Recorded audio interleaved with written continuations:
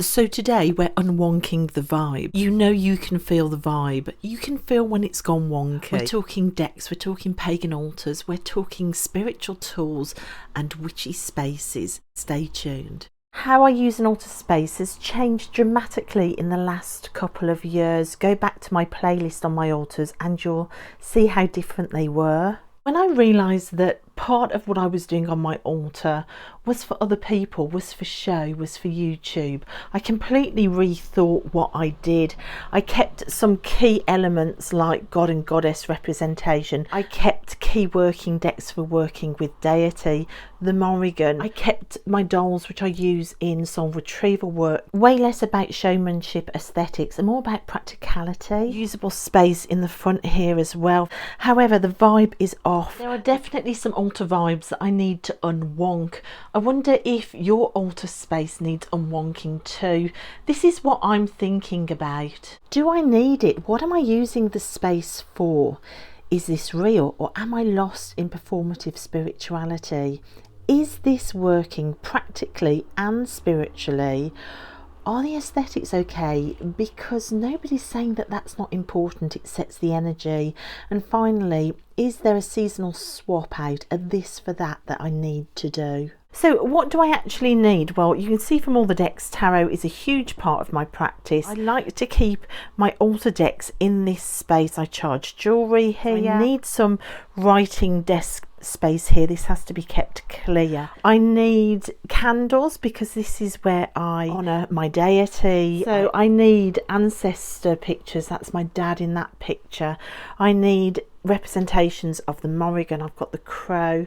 I have got crow feathers. I've got the white horse. Space for decks. The last 6 months my practice has changed to the fact that I am doing much more practical working. I really have no practical space here to leave workings out. I'm wondering whether desk space could provide that. Practically the lava lamp's broken. There are nail varnishes and stuff piling up in there. The aesthetics coming into autumn and Samhain, I would like it, I think, to be a little bit darker than it is. I might move my beautiful Blythe doll somewhere else. Candy, my Blythe doll, you can come, my darling, onto my desk. These feathers that I felt the Morrigan gave me, I want to put these in the altar down by my front door. Let's go and get the feather that was calling me. So this for this feather here. This is the feather that wants to come out for autumn working. Yeah, definitely that one. My Morrigan red candle needs to stay. Bell needs to stay for cleansing. My Gaia sculpture, I don't know whether this needs to be on my altar, you know. This tree here, again, for aesthetic. I think this is way more useful for a magical working space. So I swapped my beautiful Blythe doll out. Look at her, isn't she beautiful? And I just put her for now on the shelf here next to a Kindy Kids doll that I've just bought. And look at them, the synchronicity of how wonderful they look together. There's magic right there.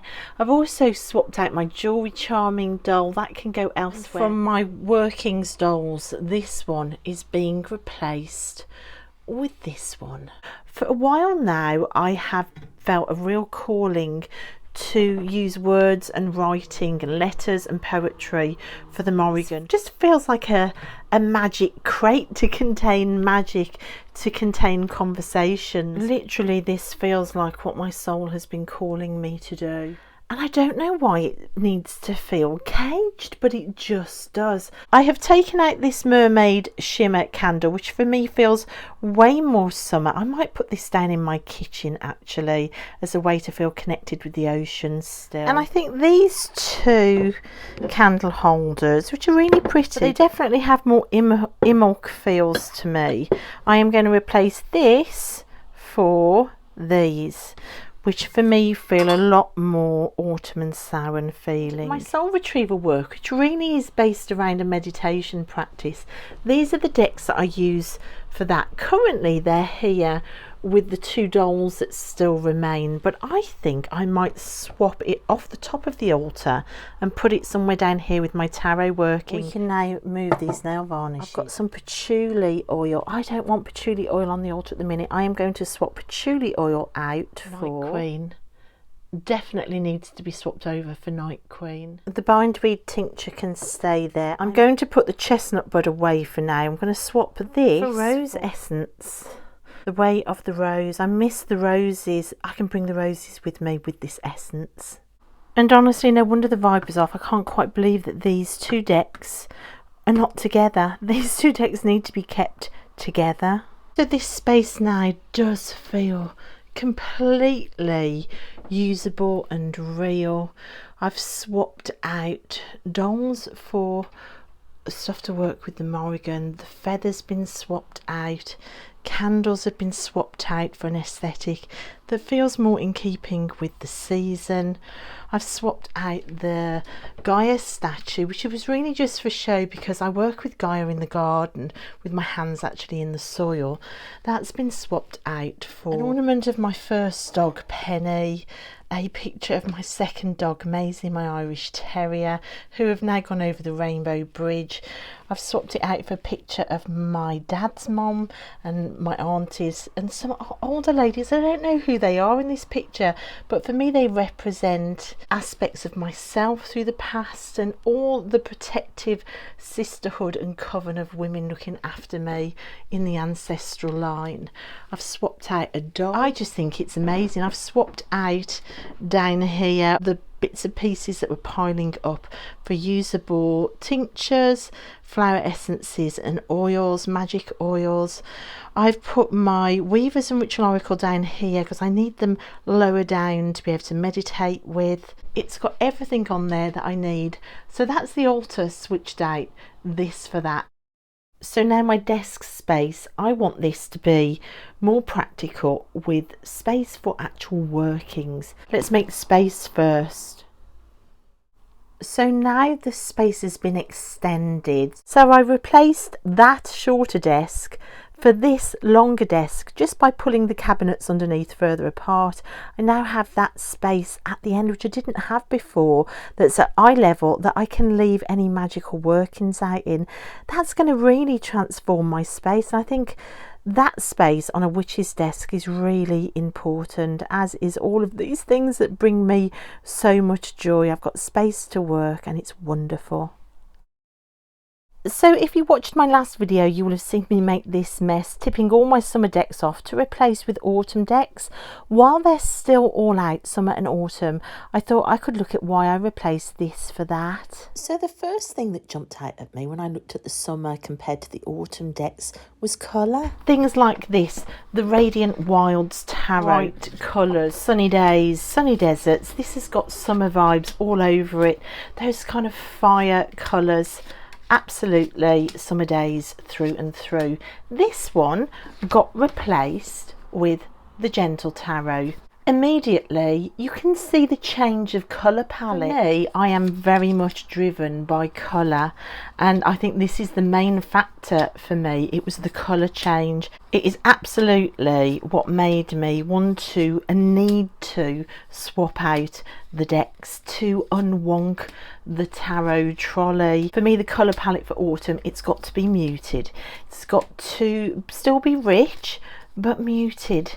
You can see the difference between these two. This instead of that. So these might potentially have very similar colour palettes, but the feel of them, their energy, their essence feels very different. So the Good Tarot, on the face of it, this is quite autumnal. It's quite muted, really. Why is this not an autumn deck? Because it feels like summer, and this might not feel like a summer deck to you. It might feel like something totally different. This is walking the beach and sunsets on the beach for me. This is still summer. We compare it to the essence and the energy of the Somnia Tarot. Again, there's water in this deck in places, but where we do see ocean, it's not calm, it's wild water. or sinister water. There is drama going on here. It has a totally different feel that I think is perfect for a autumnal, even spooky Samhain use. Then we've got the art style of the deck. That can change whether it feels wonky or not to use it in a particular season. I think the artwork and the art style of a deck makes the deck feel a certain age. Now, this is the Inner Child Oracle, which I adored using throughout the summer. I've absolutely loved it. It feels, if it had an age, it would definitely be in a nursery class, but it's just wonderful to work with. So this art style makes this deck feel young. So I have found that for autumn, for me, it can't feel this young for autumn. Autumn doesn't feel young to me. Autumn feels way more mature, and the art style comes into play. You can see immediately we're in a much more grown up, unusual space. These are not posters that would hang on the nursery wall. This artwork is mysterious and mystical, slightly odd, a bit disconcerting at times. So for me, the art style leading to how old the deck feels, that can make it feel wonky. For me to work with this deck in the middle of a hot sunny summer, it just doesn't seem right. And then we've got decks based on the activities that you get up to in the season. For me, summer is all about the garden, roses, flowers. Autumn, however, is about cozying down under blankets, film nights and reading. I always associate autumn with reading, and this is a nice swap out. This swapped out for that because the Rose Alchemy Oracle screams the summer garden, absolutely screams it. There is no other season that this deck could be. This is pure summer, and it just reminds me of the days spent in the summer ogling and oohing and ahhing over the roses of Garden Arcana and just having a mighty glorious time out there. This deck, not only does it change the colour palette, and not only does it change the energy vibe, it's also orange and black, perfect for Halloween, and it also contains plants and roses of its own. But you can see these are roses with a very, very different feel, a definite autumn feel. Activity based, why is this not the garden? Why is this reading? Well, of course, this deck is based on the Raven Boys books, which I have read the first 4 books. I have the other books in the series. There was a spin-off series of books which I'm desperate to read. They are waiting for me on my bookcase. It is a planned autumn activity. Gardening, reading, 2 very different activities, one summer, one autumn. It just so happens that this also has the rose in. Absolutely perfect. Then you've got a this for that swap out that are very season specific. In my last video, somebody said, hey, where's your Deviant Moon? Actually got me out of bed searching for it. It had fallen down the back of a pile of decks. But this is very season specific for autumn, for Halloween. The colour palette, everything about it, the vibe, the art style, the imagined age, it's all there. The Herb Crafters was the deck that I used for Garden Arcana. For me, this is very specific for summer. They're season specific decks. Look at this deck, guys. I've loved working with this deck and getting to know it this year. Very much the vibe of long days gardening and coming in from the garden completely broken physically from so much work, but that love of plants, that watching things grow. This is such a summer season specific deck. And if you watched my last video, you will know that I talked in that video about trying to be fully present in whatever season we're in, not being in autumn crying for the garden now not in flower, which I normally do, but really embracing the very specific magic that you can only find in the season that you're currently in. This is about mindfulness, about staying present, about not letting magic pass us by. If we're crying for summer, we'll miss all of this magic. So I think the Deviant Moon as well feels very season specific. It feels very autumnal. It feels very Halloweeny, very Samhain, and I just think that's the reason here why I've swapped this for this. And again, very season specific decks, the Dark Angels. Of course, this is the deck, the go-to deck for Halloween time and Samhain, whereas the Messages of the Mermaids for me this summer was my caravan deck, swimming in the ocean and then coming back and pulling mermaid cards. Incredibly specific, not only for the season but also for the place. This feels like a summer caravan deck for me, as opposed to the Dark Angels. This is very season specific.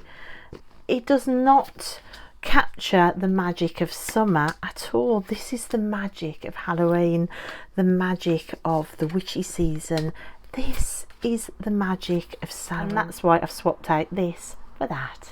And then an important point to make, I think your decks can feel wonky if you are picking them just for the rules of the season and you're ignoring your practice and what you need them for. It's the same as with the altar space. We started with the question, what do you need? What are you actually trying to do? Now, in the summer, I was building fairy gardens and trying to connect with fairies. This deck, the Fairy Tarot, was just so perfect for doing that with. But equally, if you were trying to do that in your practice in autumn or in winter or in spring, none of these rules are really rules at all. This is a deck that I've got out for autumn. It's way less a fairy party in the garden and way more a solitary walk through the woods. This actually just happens to fit where I'm at the moment. Definitely wanting to go deep at the minute, but also whilst celebrating how far I've come in my practice. So I might actually keep both of these decks out to work together. So I think what I'm trying to say is this for that can become that for this, if that's what you need. I wonder if that helped you unwonk your vibe. Let me know in the comments. I'd love to know. Like and subscribe for more, and I'll see you next time. Bye.